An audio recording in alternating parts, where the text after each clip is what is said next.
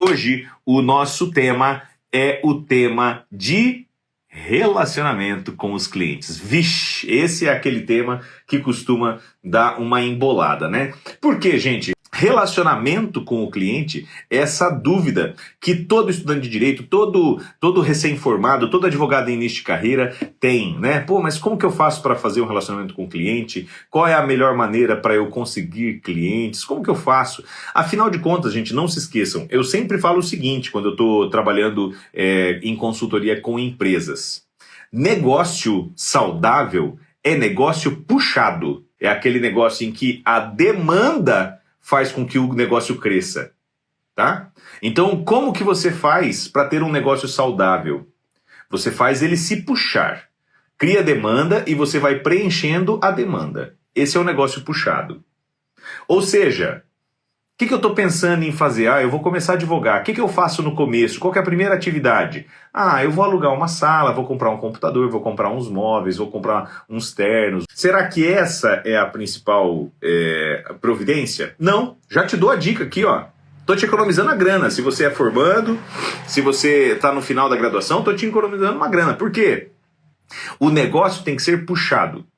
Não pode ser empurrado. Isso é muito importante, gente. Então, se você vai lá e começa primeiro gerar despesa, e você tenta empurrar o negócio não rola empurrado, tá? Ele tem que ser puxado. Faz sentido quando eu falo isso para você? Eu creio que sim, né? Justamente porque a gente tem que primeiro gerar demanda. Primeiro nós temos que gerar receita e depois a gente pensa em despesa. E a maioria de nós começa ao contrário. Primeiro gera despesa para depois gerar receita. Para vocês terem uma ideia, quando eu comecei o escritório, eu trabalhei 2 anos. 2 anos no escritório. E o escritório era o quê? A sala de jantar lá de casa. Eu morava numa casa de favor, casa da minha sogra. Obrigado, Lucimar, um beijo pra você. Eu morava numa casa de favor, que era uma casa da minha sogra e do meu sogro, Ademir Galo, nosso querido Galo. E o que aconteceu, gente? Nessa casa que eu morava lá, casa de favor, eu não ia montar um escritório. Eu precisava fazer o que primeiro? Conquistar os clientes.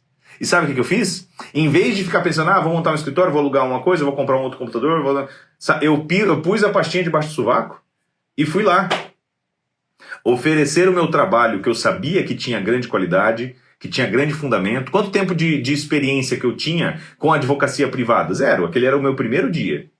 E no primeiro dia, com o primeiro cliente que eu fui conversar, em setembro de 2012, quando eu comecei a advocacia privada, contrato de 20 horas por mês. Então o que eu quero falar aqui para vocês sobre o começo do relacionamento com os clientes é o seguinte: vocês devem se posicionar. Se posicionar não é ser arrogante.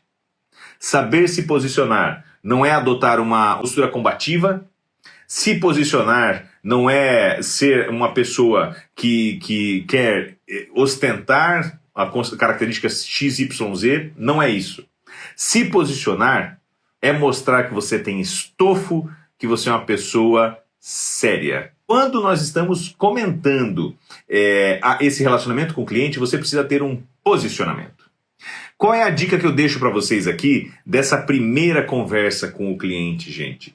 Você se posicione de uma maneira sempre muito clara e tranquila, tá? De uma maneira muito elegante, não no ponto de vista só de imagem, mas do ponto de vista de posicionamento. Porque o cliente busca no advogado e na advogada sensação de segurança. Esse é o produto que a gente vende. O cliente liga se você chega lá, por exemplo, isso eu fiz há quase 10 anos que eu entrei na advocacia privada, tá? O cliente liga se eu chego lá, cabelo tudo branco e tal, uma barba diferente. Não, o cliente não quer saber isso, o cliente não quer saber de tempo, o cliente quer saber de solução. O cliente quer saber de alguém que vai trazer a máxima possibilidade de atingir o resultado. É isso, tá? Então, o que você deve fazer é se apresentar como alguém que tem o subsídio para atuar. A pessoa que tem as respostas. E muito provavelmente você vai ser questionado. Tem as respostas, né? A gente precisa de fato ter uma ideia de como que nós vamos nos posicionar E com base em que nós vamos posicionar? E eu tenho uma opinião muito clara aqui para você. Sempre se posicione com base no conhecimento. Conheça o negócio do cliente, conheça a área do direito em que você vai atuar, faça o cruzamento e se posicione com base no conhecimento. Como que foi essa situação em que eu fui lá conversar com o primeiro cliente e que é um exemplo para vocês? Eu trabalhei durante 5 anos no setor elétrico. Ah, você era advogado no setor elétrico? Não, eu era teleatendente, eu atendia telefone, mas eu conhecia os problemas do setor elétrico. O que eu fiz? Eu levei esse conhecimento do setor elétrico à mesa com o cliente. Eu combinei uma formação acadêmica no direito, muito bem feita, com um conhecimento do negócio do cliente. E quando você conversa sobre o negócio do cliente, o cliente percebe que você é advogado de negócios, você é advogada de negócios. E outro ponto que eu quero te falar aqui sobre a postura do advogado, da advogada de negócios. A postura deve ser uma postura de parceiro de negócios. Não se esqueça disso. Muitos de nós não sabem ter postura de parceiro de negócios, de alguém que é relevante para os negócios do cliente. Tá? Um ponto sobre relacionamento com o cliente. Aquele advogado típico, a advogada típica, que tudo que se pergunta fala não, não pode, não, esse tem risco, não pode, vou fazer esse contrato, mas o contrato é tudo contra o que precisa, não pode. Gente, isso resolve o quê? Não resolve porra nenhuma. O cliente não precisa do não. Ele precisa que você diga assim, ó, assim não, mas assim sim. Tá? O cliente não precisa que você seja aquela pessoa que chega lá e fala, ó, você está me devendo aí tanto de honorários, então eu não vou te atender mais. O cliente não precisa disso. Porque é justamente no período em que o cliente tem mais necessidade do serviço do advogado, em que ele tem mais necessidade, mais dificuldade para pagar o advogado. Então o advogado parceiro de negócios é aquele advogado, aquela advogada que agora no período da pandemia, tá? E agora recrudesceu de novo, né? Tem muito comércio aí que ficou 15 dias fechado. É aquele advogado em que você chega para o seu cliente, aquela advogada em que você chega para o seu cliente e você fala, olha, vamos fazer o seguinte, eu sei que você não me pediu nada, mas vamos suspender aí o nosso contrato por um tempo. Eu vou continuar te atendendo do mesmo jeito, mas não precisa pagar. Ou então eu posso te dar um desconto. Olha, eu te dou um desconto de 20% durante esse período. Você é brother, tá junto. É sócio do cliente? Não, eu recebo as minhas horas e o cliente tem a riqueza dele. Mas tem que ser parceiro, tá? Isso eu digo pra vocês, gente, que muito provavelmente é o que eu tenho de mais forte no relacionamento dos meus clientes, porque isso é algo que eu não faço como estratégia comercial, eu faço com sinceridade. Quando eu falo de um negócio do cliente, eu falo do nosso negócio. Eu explico pra ele, ó, não quer dizer que eu estou querendo me arvorar da qualidade de sócio, não é isso. A questão é que eu tenho o interesse de chegar lá e falar, ó, eu tenho dor de dono, isso é uma expressão da gestão, né? Eu tenho dor de dono. Eu me sinto como um parceiro sólido do seu negócio. Eu sei muito bem que do couro sai a correia. Dica pra vocês, hein, gente, pra tudo. Não se esqueçam, o vovô falava. Não adianta nada você ser um advogado, uma advogada, que pesa lá pro seu cliente 2, 3, 7, 10 mil reais por mês e você não traz isso pra ele. Não adianta nada você ser um advogado, uma advogada que não tenha consciência de que se o seu cliente não tiver receita, se o seu cliente não tiver resultados, ele não vai ter dinheiro para te pagar. Portanto, você sempre tem que ser parceiro de negócios do cliente. E se apresente como parceiro de negócio. Diga, olha, eu sou uma advogada de negócios. Eu conheço o seu negócio. Se eu já tenho essa visão de insider, eu vou lá e apresento para o cliente essa visão de insider. Era o meu caso com o setor elétrico. Então, essa é a visão. Agora, digamos que você me fala o seguinte, professor, eu não tenho visão de insider nenhuma. Sabe o que salva isso aí, gente?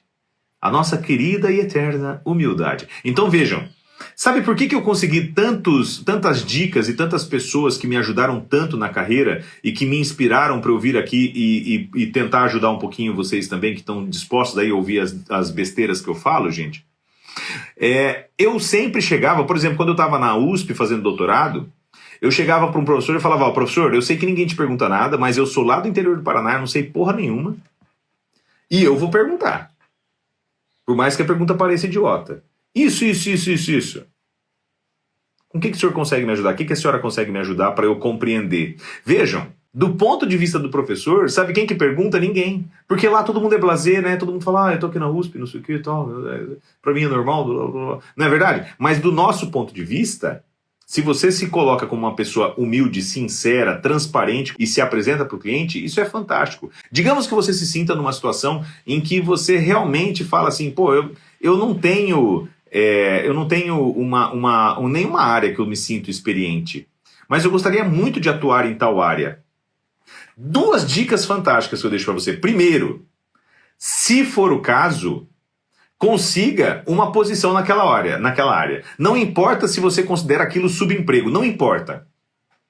Eu me tornei especializado no setor elétrico porque eu fiquei durante 5 anos, 6 horas por dia atendendo o telefone e o povo me xingando porque estava sem energia.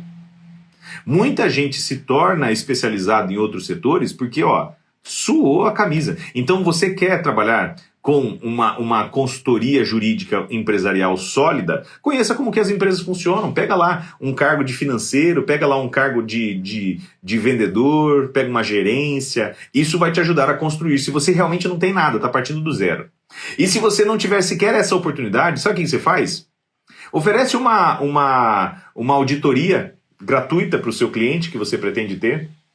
Fala para ele, eu estou montando um projeto, seja sincero, fala, estou montando um projeto, tá? É um projeto baseado em conhecimento, é um projeto baseado numa noção muito sólida de como que funciona o direito tributário aqui no seu setor da economia. Eu quero atuar para o seu negócio. Falar artigo X, inciso YZ, não resolve nada. Eu quero saber como que o seu negócio funciona. Você me permite, a senhora me permite, o senhor me permite vir aqui e fazer uma auditoria gratuita em que eu vou te entregar um laudo, tá? E nesse laudo eu já vou te propor algumas medidas. Você vai me ajudar muito e eu quero te retribuir com essa ajuda. Quer dizer que todo mundo vai aceitar? Não, mas eu creio que você vai ter uns 2, 3 clientes da área, daquele setor, que vão aceitar. Seja sincero, entregue de verdade, entregue essa auditoria, e eu não tenho dúvidas de que depois de 1, 2 clientes, você, já pegou o jeito, porque você já sabe quais são os problemas.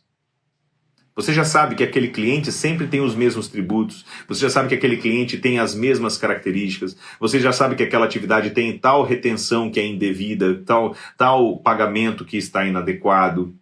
Você já sabe que as autoridades descumprem tal norma porque tal norma não tem a fonte correta ou tal interpretação está incorreta, etc.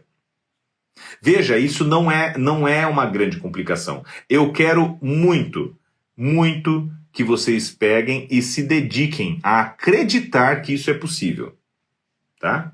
Porque muitas vezes a gente demora para acreditar que é possível e aquilo demora para dar resultado para nós, né? Então, de fato, quando a gente vai e tem essa ideia de como aquilo funciona e você começa a conhecer o negócio por dentro, você vai lá para oferecer soluções. Pode ser, inclusive, que essa solução que você constrói, por cortesia, ofereça de graça para esse cliente. Fala, eu vou vender para outras empresas do setor, mas por gratidão está aqui, eu vou te oferecer a solução de graça. Gente, a vida é feita dessas coisas. Uma outra dica, gente, hoje só dica fodida, hein? Uma outra dica fantástica de relacionamento do cliente, gente. Saiba sempre de uma coisa. Primeiro vem o trabalho, depois vem dinheiro. Para usar um clichê aqui, o único lugar em que o dinheiro vem antes do trabalho é no dicionário. Fora isso, não existe uma possibilidade de você ter primeiro dinheiro e depois trabalho, gente. Então, se dediquem a trabalhar. Algo que eu sempre digo em relação ao meu relacionamento com os clientes é o seguinte, eu sempre falo, o que eu sei fazer é trabalhar. Como que a gente vai acertar financeiramente? A gente vai compor isso, tá? Falei para vocês do relacionamento bom com o cliente, né? Quer dizer que todo relacionamento com o cliente é bom? Não. Não. Tá? Os meus clientes atuais, com todos eles eu tenho um bom relacionamento? Sim. Portanto, você vai perceber uma coisa nessa declaração. Eu tenho ex-cliente. Eu já dei rescisão para cliente? Já. Eu quero fazer isso? Não. Não. Eu quero que uma seleção dessa ocorra na contratação, para ver se não é viável, ou então eu quero manter um relacionamento sustentável com o cliente. Mas em casos excepcionalíssimos já aconteceu da gente ter que dispensar o cliente? Sim, e você tem que estar livre para isso. Então, mais uma dica, eu até perdi a conta das dicas, mais uma dica de relacionamento saudável com o cliente.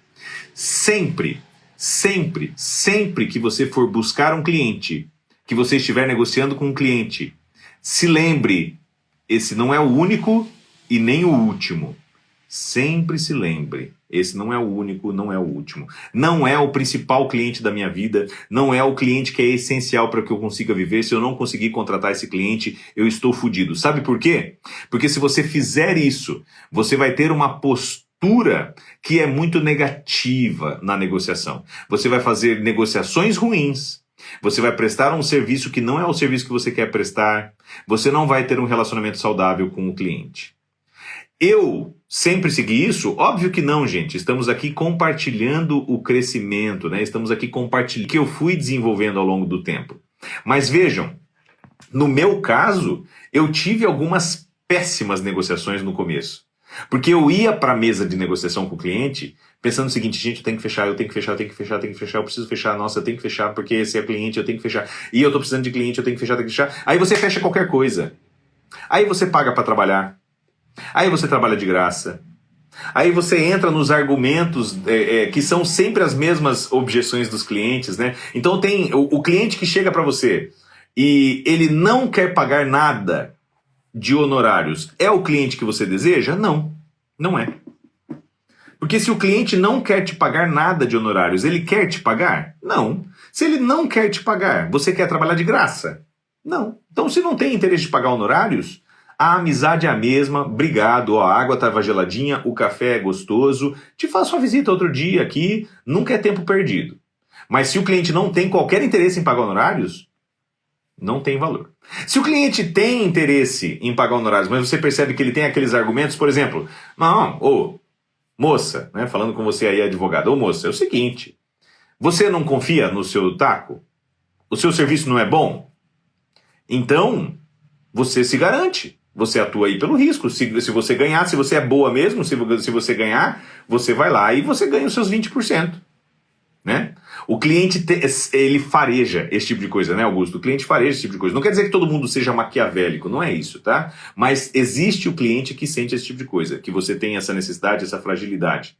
Sabe o que você responde? Você chega pro cliente e fala, ó, eu compreendo por que você pensa assim, né? Existem muitos profissionais por aí que trabalham assim, trabalham no risco, né? Tem muita gente que não cobra nada de honorários. Agora, o que eu te afirmo com certeza é o seguinte: o serviço não é de graça. Então, a única garantia que você tem que o serviço está sendo prestado é se você realmente tem que remunerar. Se você não remunera o serviço, você já tem um indicativo que o serviço talvez não esteja sendo prestado. Ainda por cima, eu não sou seu sócio, eu não sou sua sócia. Você tem uma questão, você tem um problema a ser resolvido. Eu sou uma pessoa que tem o potencial de resolver o seu problema. E vale a pena que você faça isso. Eu atuo por um valor e é um valor justo por hora. E aí você pode dar exemplos, pode fazer ancoragens, né, nesse relacionamento. Por exemplo, uma ancoragem de honorários que eu costumo fazer. Ó, a nossa hora é XYZ. Você está precisando de pouco serviço? Não tem problema, contrata aí 2 horas do nosso serviço, vai sair mais barato do que você ter um estagiário o mês inteiro. E eu te garanto que com 2 horas do meu trabalho eu te resolvo mais questões do que o estagiário o mês inteiro, o que é verdade.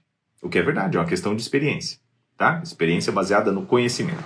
Então vejam que isso é muito importante. Pô, professor, mas eu fiz uma negociação que não foi uma negociação muito boa, eu acabei, contratando serviços para trabalhar de graça e eu não sei como que vai ser. Querido, então o que você vai ter que fazer é o seguinte: dentro dos padrões éticos, dentro dos padrões do cumprimento do dever do seu munus da profissão, que é uma profissão sagrada, que é a profissão da advocacia, tendo a possibilidade de você revogar o mandato desse cliente, né? Renunciar ao mandato desse cliente, ou de você desistir do serviço, faça isso, tá? Nossa, o cliente se transformou. No dia ele estava fantástico, depois virou um capetinha. O que você faz? Cartão vermelho. O cliente chega e fala, ó, Querido, a amizade é a mesma, tá? Eu gosto muito de você, mas aqui nós estamos num ambiente de trabalho. Eu acho que o nosso trabalho não combinou. Vamos fazer o seguinte, vamos manter um bom relacionamento. Talvez no futuro a gente precise mais uma vez estar juntos, mas agora eu posso até te recomendar um outro profissional. Tranquilo, sempre light, sempre lembrando do nosso dever ético. Agora, com uma certeza, queridos, não se prenda ao cliente por desespero. Mais uma dica, ó, não sei se tem alguém que está contando as dicas aí, mais uma dica de relacionamento com os clientes, gente. Essa é uma dica que tem muito colega que tem dificuldade para seguir, que é o seguinte: nesse desespero aí, principalmente no contencioso, sabe o que acontece muito frequentemente? Tem muita gente que promete resultado. Aí é um desastre, gente. Porque é o seguinte, além de ser vedado do ponto de vista ético que a gente ofereça ou que a gente garanta resultados para o cliente, porque isso é impossível mesmo no consultivo, é impossível, a não ser que seja o seguinte, ó, eu vou te entregar o contrato. E aí você entrega o contrato, mas você não pode prometer que aquele contrato vai dar tal resultado, né? Mas eu vou te entregar o contrato. Então não prometa resultados, principalmente no contencioso. Sabe por quê? Primeiro, não está certo. Segundo, não ajuda em nada. E terceiro, só vai gerar dissabores. Muito provavelmente o cliente te contrata quando você é sincero com o cliente.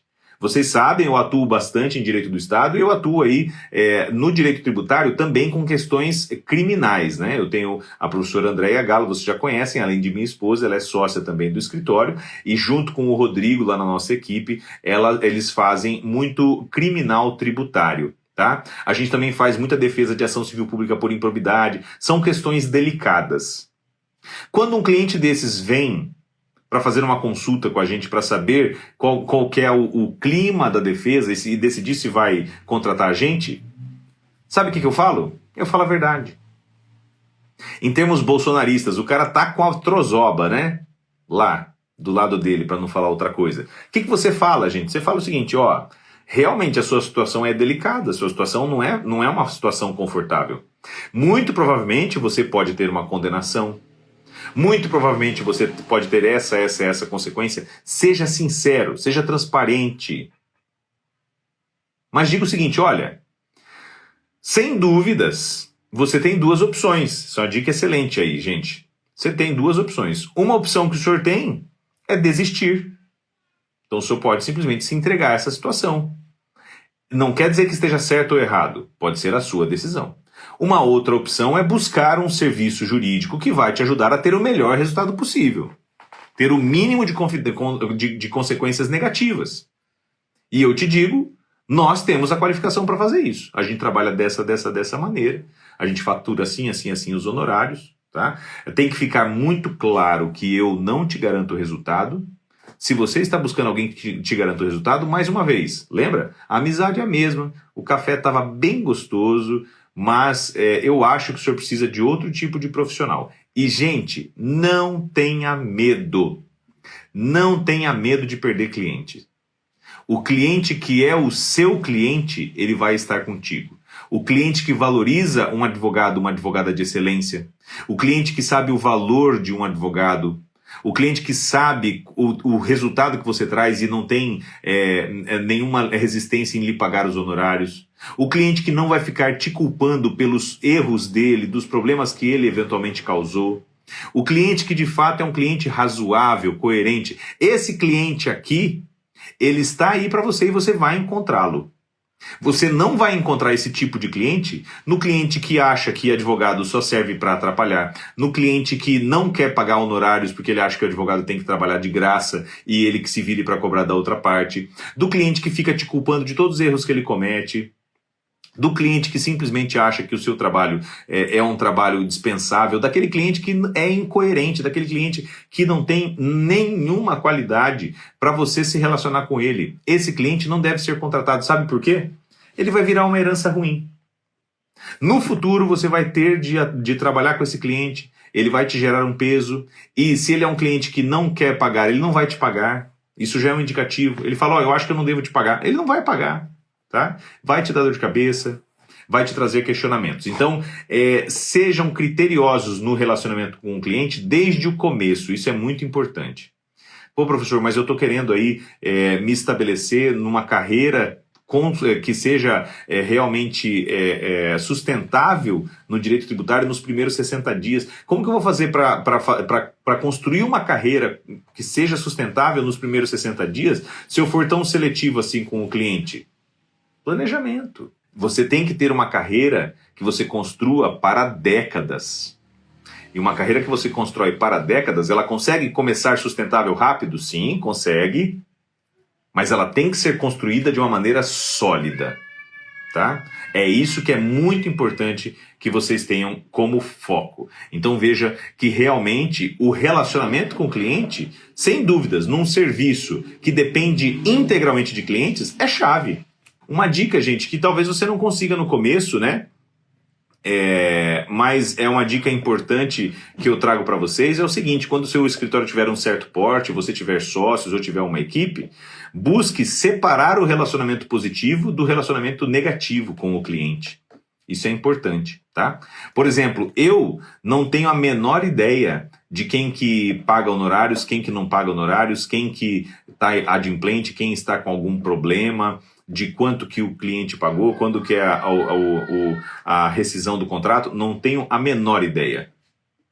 Por quê? Porque o meu posicionamento com o meu cliente tem que ser limpo, livre desse pensamento. Eu tenho que ir lá para agregar valor, prestar serviço, ser parceiro dele. É isso. Se deu para pagar, se não dá, se atrasou, se não atrasou, se pediu desconto não, isso é lá com a minha sócia que lida com o financeiro. Por quê? A gente separa o relacionamento positivo do negativo, tá? É claro, às vezes numa advocacia solo isso não é possível, né? Às vezes numa advocacia que você está com 2 sócios, 2 têm clientes, também não dá. Mas mais para frente, muito possível que você faça isso. Tá bom? Maravilha, queridos.